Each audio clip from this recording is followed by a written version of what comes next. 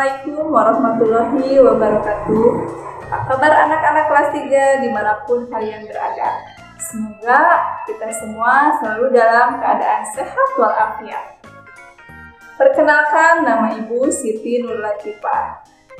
Sebelum kita mulai pembelajaran, marilah kita berdoa terlebih dahulu. Berdoa dimulai.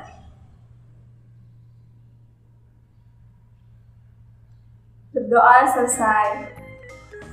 Alhamdulillah, pada kesempatan kali ini kita bertemu lagi untuk belajar tema 1, subtema 2, pembelajaran 5. Adapun tujuan pembelajaran kali ini yaitu yang pertama adalah diharapkan kalian semua dapat menjelaskan manfaat olahraga terhadap proses pertumbuhan dan perkembangan manusia dengan benar. Yang kedua, mengidentifikasi keberagaman kebiasaan, kesukaan atau hobi olahraga dalam kehidupan sehari-hari di rumah dengan benar.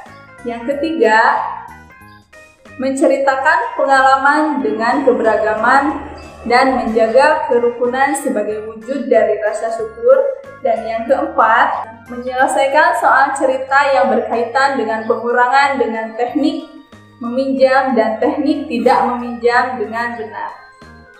Nah, sebelum kita mulai pembelajarannya, Ibu mau bertanya dulu, adakah yang masih ingat pembelajaran sebelumnya kita kemarin mempelajari apa saja?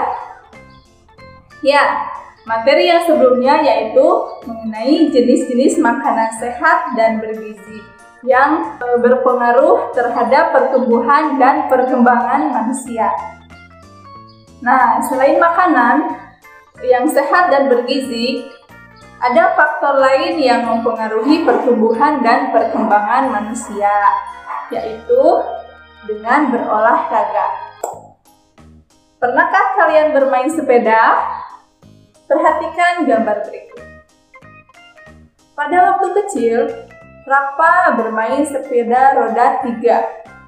Tetapi sekarang, Rafa sudah bisa bermain sepeda roda 2.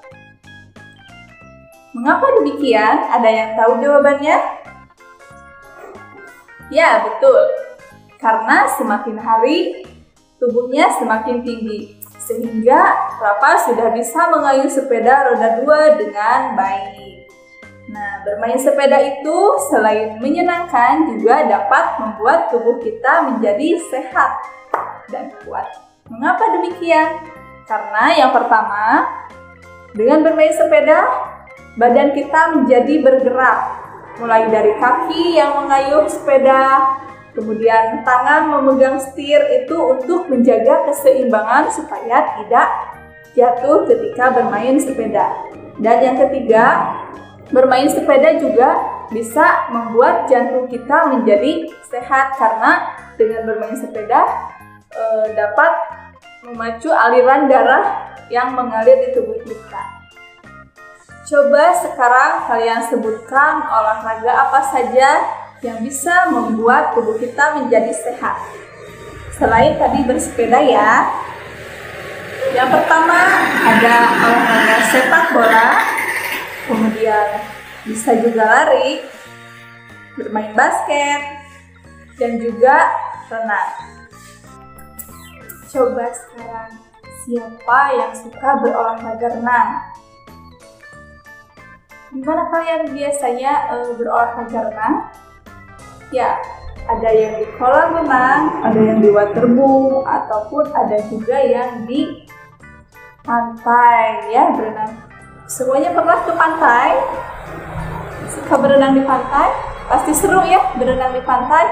Biasanya momen-momen seperti sekarang nih lagi liburan, kalian suka ada yang berlibur ke pantai. Kegiatan berlibur ke pantai, selain kita bisa berolahraga renang, kita juga bisa menciptakan kerukunan antar anggota keluarga, baik antara adik dengan kakak, ataupun ayah dengan ibu dan anggota keluarga yang lainnya. Nah, berperilaku hidup rukun antar anggota keluarga itu juga merupakan salah satu wujud dari rasa syukur kita. Makanya kita harus selalu menjaga kerukunan antar anggota keluarga, baik itu di rumah maupun di lingkungan masyarakat. Jika kita pergi ke suatu tempat untuk berlibur, entah itu ke pantai atau ke tempat-tempat wisata yang lain, tentu kita harus menyiapkan biaya dan juga bekal yang harus dibawa. Misalnya, kita akan berlibur ke pantai untuk berenang. Nah, biasanya kita harus mengeluarkan tiket masuk. Berapa tiketnya? Contoh misalnya di sini tiket masuk ke sebuah tempat wisata yaitu satu orang Rp20.000. Nah, Hasna dan keluarganya pergi berlibur 4 orang, sebanyak 4 orang pergi berlibur. Berapakah biaya yang harus dikeluarkan untuk tiket masuk tersebut? Kita hitung ya. 20.000 dikalikan 4 orang, jadi totalnya Rp80.000. Ayah Hasna menyiapkan uang Rp100.000 untuk membayar tiket masuk. Nah, setelah membayar tiket masuk, berapa kira-kira uang kembalian yang diterima oleh Ayah Hasna? Untuk menghitungnya, kita bisa memakai perhitungan pengurangan, yaitu 100.000 dikurangi 80.000. Hasilnya berapa? Iya, betul, Rp20.000. Nah, untuk mengetahui teknik pengurangan ada 2 cara, yaitu yang pertama pengurangan dengan teknik meminjam dan yang kedua pengurangan dengan teknik tidak meminjam. Kita lihat contoh di sini ya. Ada contoh pengurangan dengan teknik tidak meminjam. Di sini ada bilangan 7.635 dikurangi 1.214. Untuk teknik pengurangan tidak meminjam ini, perhatikan yang harus pertama diperhatikan adalah posisi penulisan bilangannya harus sejajar antara satuan dengan satuan, puluhan dengan puluhan, ratusan dengan ratusan, dan juga ribuan dengan ribuan.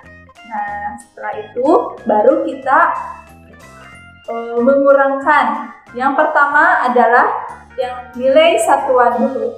Nilai satuan yaitu 5 dikurangi 4. Hasilnya 1.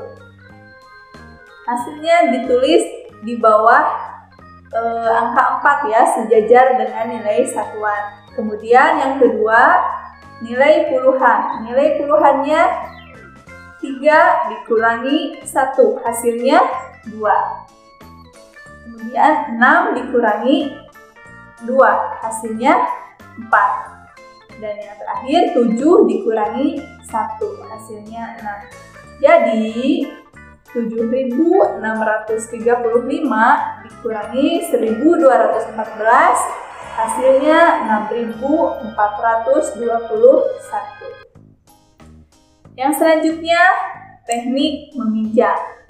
Teknik meminjam ini sama dengan teknik tadi tidak meminjam, yaitu yang pertama, sebagai contoh kita di sini ada bilangan 5.125 dikurangi 2.413. Perhatikan penulisan harus sejajar dengan nilai bilangan itu. Satuan dengan satuan, puluhan dengan puluhan, ratusan dengan ratusan, dan ribuan sejajar dengan ribuan.